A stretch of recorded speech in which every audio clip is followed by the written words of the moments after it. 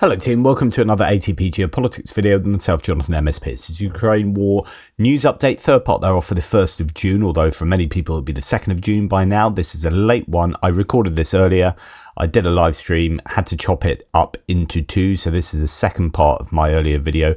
I did a military aid video then. This is the geopolitics news that came after it. So it is what it is. Hopefully it's informative. Take care guys, and I'll speak to you soon.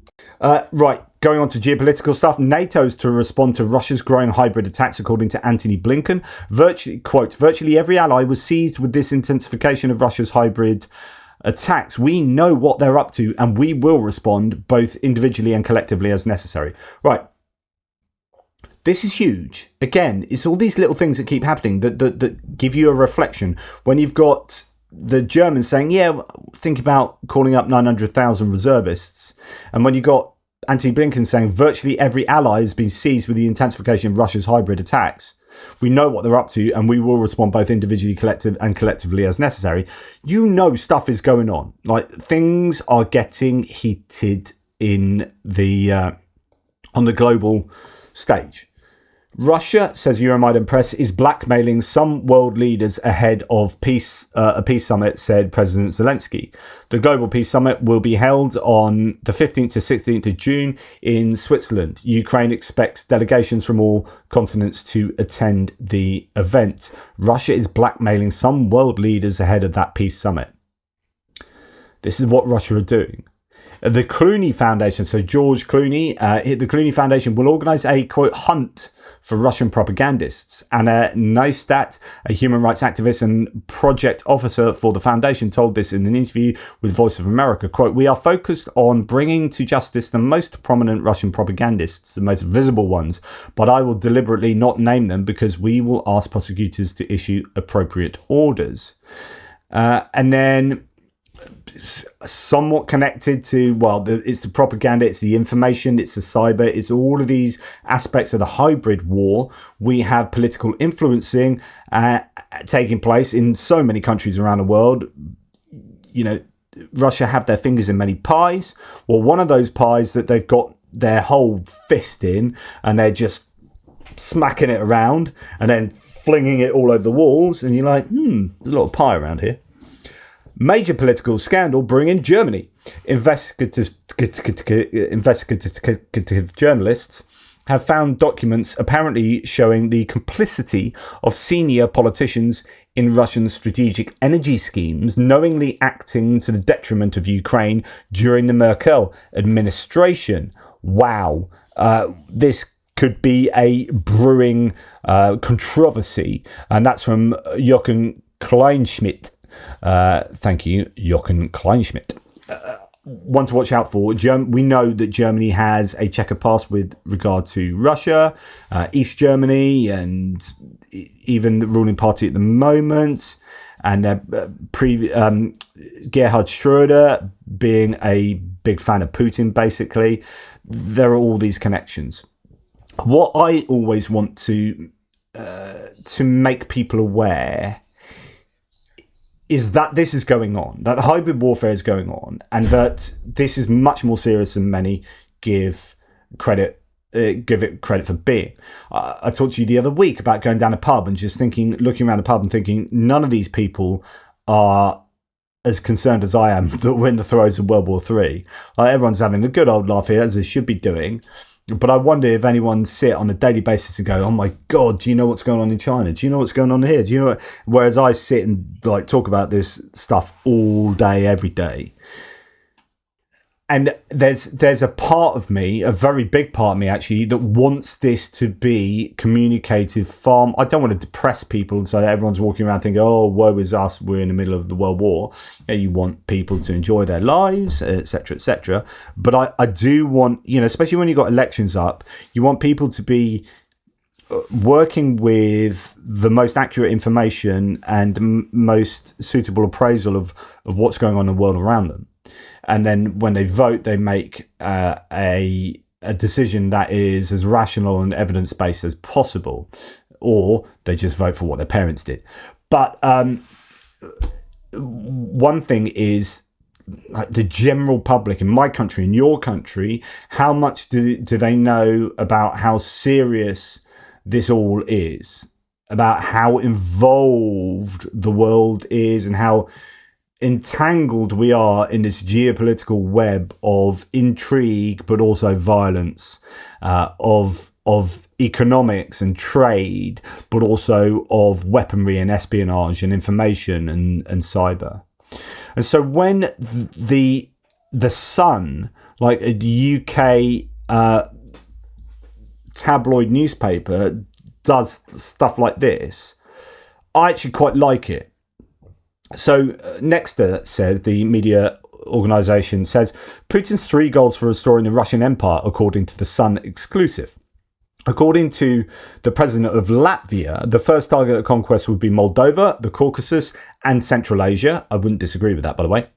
A broad Hitler-style land grab could include countries such as Armenia, Azerbaijan and Georgia, as well as Kazakhstan, Kyrgyzstan and Tajikistan, all of which are permanent targets of Russian influence. It is noted that Russia is already testing Latvia's borders and conducting sabotage. And this is like typical Vlad's conquest. Putin is eyeing up 3 targets for invasion after Ukraine, before blitzing NATO. Like, yeah, all this bombastic language from the Sun, of course. They're going to phrase stuff like this. And even if this is fairly much not going to happen, or nonsense, or really overblowing it, or whatever, I think there is definite value in a tabloid newspaper just reminding people in the UK, in this example, that what Russia's really like and what Putin is really like. Like, we're not going to mess around here. We're not going to go, and give all this kind of pro-Putin appeasement rhetoric that you see maybe in some elements of the MAGA Republican, or in the MAGA Republican movement, for example, or maybe with the AfD in Germany, or so on and so forth. This is a centre-right tabloid newspaper owned by Rupert Murdoch, right? And I don't like the Sun one iota, but I do like it, an albeit simplistic. Just a reminder, guys, hey, UK population, all you people buying the Sun, working on the building sites and in the nursing home and wherever you're working, Putin's a douchebag and he's a megalomaniacal dictator. And, you know, he's working on Ukraine, but this is where else he's got his eyes on. And everyone reads that and goes, yeah, clock that. Yeah, Putin's a douchebag. Like, it's that simple. And you could say this is propaganda, but you, like I talked about previously, we're in an information warfare, a period of information warfare at the moment, and what we need to make sure is that our populations understand, in a very simplistic way, albeit, who the good guys and who the bad guys are. And at the moment, the bad guys are Russia, like the Kremlin and Putin particularly. Those are the bad guys, and let's just make sure we're reminding people that, because some people have forgotten. Marjorie Taylor Greene, you've forgotten. You know, JD Vance, what the hell are you doing, mate? You know, so and therefore all their followers are like, they would read this and go, no. But in the UK, it's like, no, we're reminding you, cool, everyone's on board here. Yeah, everyone's on board. Right, we can just carry on doing UK stuff. But we all know that Putin's a bad guy here. I don't know if that's a fair evaluation. Let me know if you kind of agree with where I'm going with that. Yulia Navalnaya, so Alexei Navalny's widow of the murdered opposition leader, met with French President Emmanuel Macron. Quote, talked about how France can help civil society in Russia and beyond in the fight against Putin and his dictatorship. I'm grateful that he understands that many people in Russia are against the war and they need help and support, she said. Good stuff. Estonian Prime Minister Kaja Kallas here. This is interesting. I think this is from... Was this from The Guardian? I've seen this mentioned a couple of times. No. It's from the BBC. Estonian Prime Minister called to increase military support for Ukraine as her country would be the next target of aggression if Russia wins.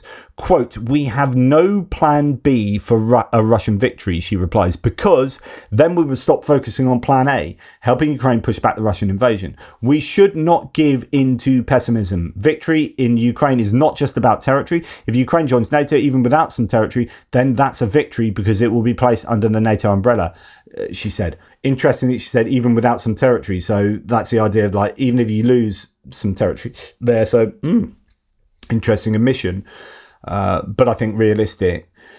The idea that we have no plan B is a stark reminder of how serious this is. Again, we don't have a plan B because there can be no plan B. It's plan A, and they frickin' have to win, and that's it. It's like it's like environmental catastrophe, right? We don't have a plan B because we're too screwed, right? We need to sort out the plan A. Yes. Anyway, a peace march has taken place in Budapest. It's over now. The organisers of the march say they oppose the involvement of Hungary in the war in Ukraine and NATO's unleashing of a new war in Europe. This goes to what I was just saying with regard to the sun, right? You have a huge turn up here for a huge turnout here in a country that supports Russia, with all of these people waiting to hear Viktor Orban talk about how Ukraine essentially, for want of a better phrase, shouldn't prevail, right? All of these people will be fed a media diet that is curated by, cooked up by Orban and his propagandists in line with what Russia wants. And this is deeply depressing. Of course, there have been these big movements recently by Peter Magyar, who have, with a lot of people rallying against Orban. So this could be an element of Orban just hitting back with his own party supporters. It could be that there's been some pushing people along to get into this rally where we've seen that elsewhere. We saw that in Georgia recently when Georgian Dream had a pro-government rally and they bust in a load of people from outside of Tbilisi and didn't really tell them what they're being bussed in for, fed them some wine, and then, there we go, a pro-government rally. I don't think that'd be so much the case here, but it'd be interesting to know what is the makeup. But this is certainly a sizable pro-Orban move, and I guess largely pro-Russian and largely anti-Ukrainian, which is very sad. And then Prime Minister of Hungary, Orban, then said at the end of that he had claims about the death of Ukraine if we refuse peaceful resolution. So in other words, Russia will win. Unless we force them to peace talks, Russia will win. There'll be a death of Ukraine. He said that at a rally in Budapest after a peace march that was directed against escalation of the war in Ukraine. Quote, "Refusing peace means death for Ukraine," he said. "I'd like to respond to Mr. Orban," says Anton Karashchenko, "and that no one wants peace for Ukraine more than we do. Ukraine didn't start the war, though. Ukraine is forced to defend ourselves, and our only goal is peace. What Russia calls peaceful negotiations is, in fact, destruction of Ukraine and opens doors into Europe for Russian soldiers." I'll translate that, or take it one step further, and Toadface, Mr. Orban, do one. Your views are nothing more than a grotty echo of dictator Putin. So I'm not particularly interested in your opinion. Okay, what do we have next? Putin and Lukashenko, so that's a Belarusian dictator, continued to send refugees to storm the Polish border. There's been lots of talk about this. This has been going on supposedly since like 2015 time, I think they've said previously. So this is where Belarus, and their arguments that the Russians are doing this up in Finland, and that's why they closed the borders in Finland, because they were kind of urging and attracting migrants towards that border, giving them free bicycles, sending them to the border points, and then overwhelming these border points with migrants to as then a kind of way into Europe or way into just Finland, to sow discord with social cohesion issues, because they know immigration is so controversial for the EU countries and for Europe as a whole. And it plays into then their stirring up a far-right sentiment in those same countries that Russia seems so good at doing. Anyway, here we have the scenes of the Polish border with...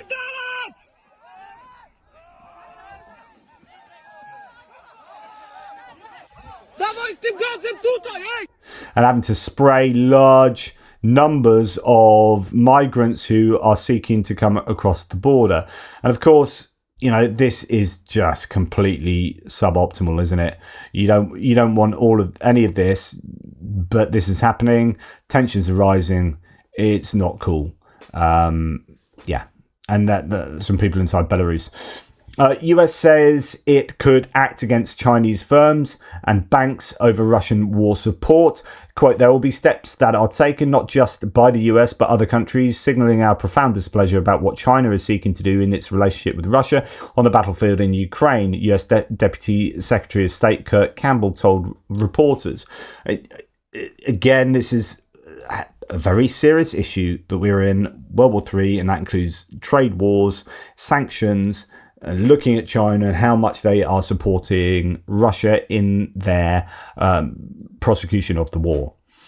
And then we go to Tbilisi, to Georgia, where masked men have beaten opposition members, destroying their offices.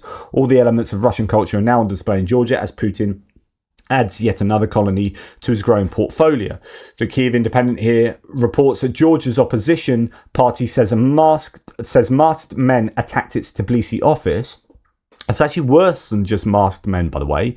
It's 100 masked men. I mean, that's a lot of masked men. A Tbilisi office of the United National Movement, UNM, a Georgian opposition party, was attacked by up to 100 masked men overnight on June the 1st, said the party in a statement. This is becoming more and more of a hotbed of pro-Russian sentiment with regard to government intentions and actions, and it's looking rather more sort of sinister and dictatorial or authoritarian, the further on we go. And I just hope that the public can rise up suitably to answer this with what is eventually peaceful, free and fair democratic elections. Ukraine's foreign ministry has got involved as well. They released a statement on May the 30th condemning recent anti-Ukrainian remarks made by Georgian Prime Minister Irakli Kobakidze. Speaking at the opening of a new bridge in Tbilisi on May the 30th, Kobakidze said that Georgian Dream would not allow a Maidan to happen in Georgia. In other words, he's essentially saying that Maidan was a bad thing. That might not sound like it's too inflammatory. Oh, we don't want a Maidan to happen here. You have to remember, Maidan is the foundation of what Ukraine is now and what its identity is as a country, is a stepping away from Russia and an embracing of the West and of democracy and of freedom, driven by the youth to look to the future, right? And it's saying we don't want that, which is then also to say we don't evaluate what Ukraine is now as a good thing. There's a lot that just by repudiating Maidan, just that one word, does an awful lot of legwork. And so Ukraine, I think, are absolutely right here to say, hang on, stop it. Like, that sucks, what you're saying. So Ukraine have reacted badly to that, condemning that kind of statement or, positioning. Right, going on to, let's mention just Trump for a little bit. Interesting this. I had to look into this.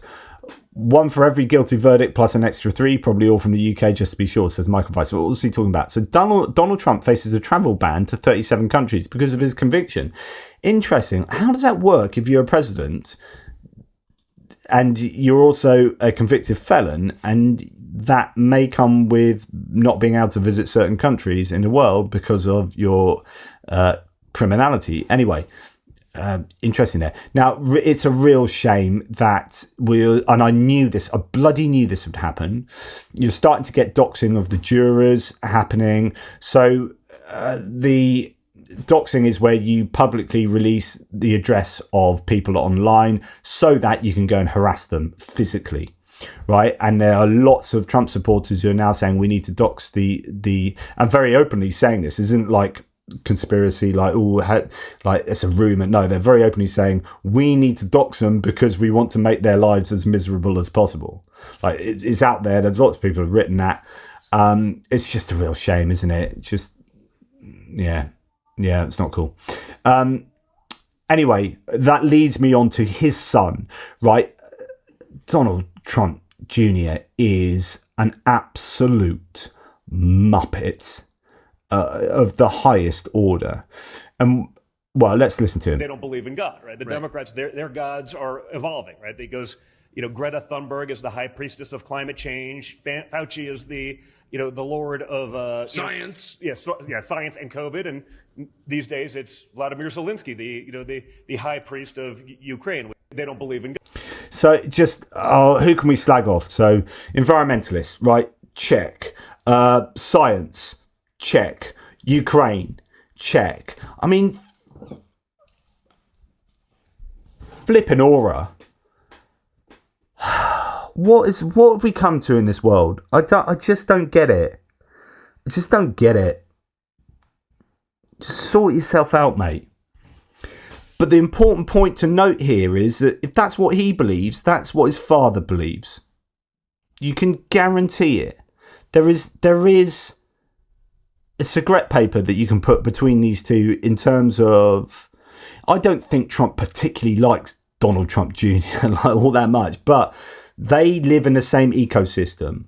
And that will be Donald Trump's views. And so when I keep talking about Donald Trump, it's because if he does become president, he will not be for the benefit of Ukraine. His son takes a piss out of Ukraine and Zelensky routinely. The claims about how corrupt Ukraine is and how money shouldn't be sent there and blah, blah, blah, blah, blah. All that same kind of MAGA positioning comes out of his son's mouth all the time. Trump lets it come out in vaguer ways, but it's in there. It's just worrying. Anyway, thanks for watching. Please like, subscribe and share. I'll try and be a bit happier now. Appreciate all your support. Thank you, and I'll speak to you soon.